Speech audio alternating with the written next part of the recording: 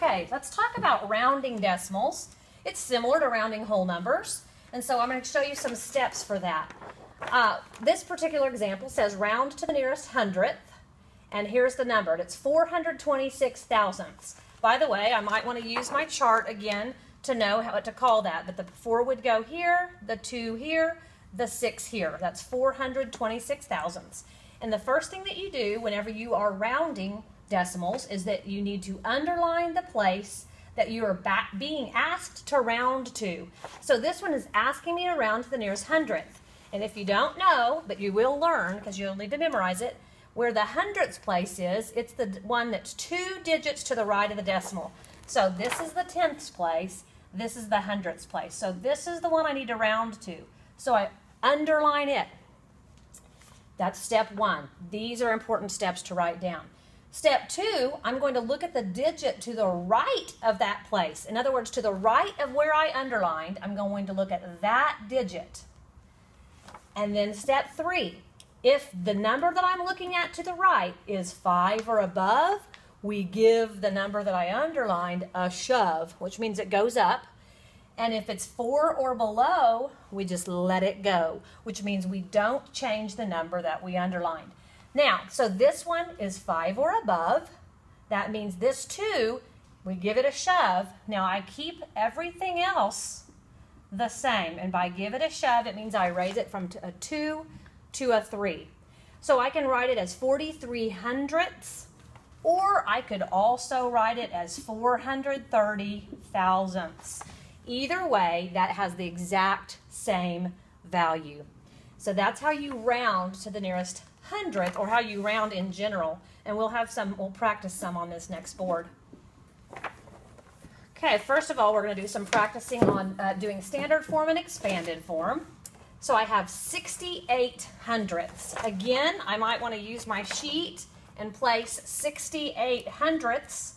The way I would write it in is I know that the 8 has to land in the hundredths place, so I put 68 there. And now that's going to help me whenever I write this in standard form. It's 0.68.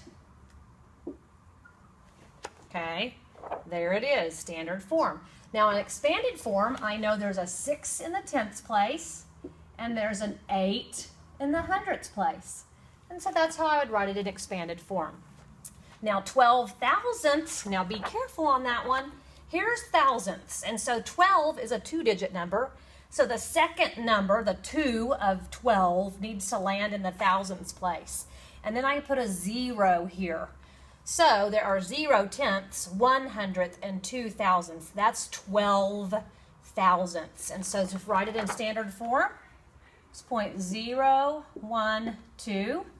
And to write it in expanded form, there are no tenths. There's 1 hundredth, so I put 1 hundredth.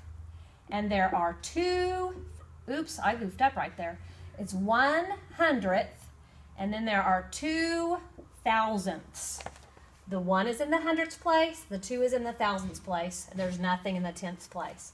Now this one, 4 and 9 tenths. Remember that and always tells us that that means there's a decimal and there's a whole number before it. So 4 and 9 tenths is how that would look.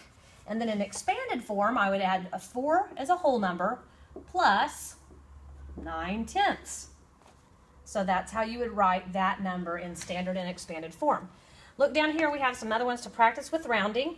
If it asks me to round to the nearest tenth, again, if I need to look at my place value chart, I know that the tenths is just to the right of the decimal. So I'm going to underline the number in the tenths place. I'm going to do that on all these first. The number in the tenths place on 5 and 68 hundredths is the 6. The number in the tenths place on 17 and 548 thousandths is the 5. And the number in the tenths place on 4 and 98 hundredths is the 9. Okay? Now I look to the right of that number.